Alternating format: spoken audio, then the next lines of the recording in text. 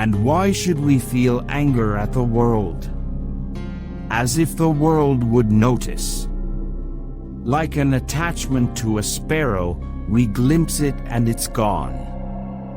The sun appears to pour itself down, and indeed its light pours in all direction, but the stream does not run out. This pouring is linear extension, that is why its beams are called rays, because they radiate in extended lines.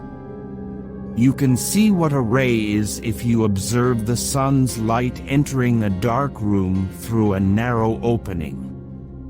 It extends in a straight line and impacts, so to speak, on any solid body in its path which blocks passage through the air on the other side. It settles there and does not slip off or fall.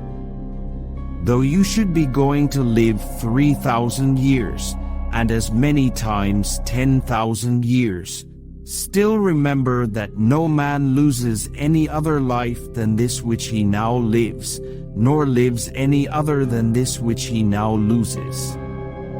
The longest and shortest are thus brought to the same. For the present is the same to all, though that which perishes is not the same, and so that which is lost appears to be a mere moment. For a man cannot lose either the past or the future, for what a man has not, how can anyone take this from him?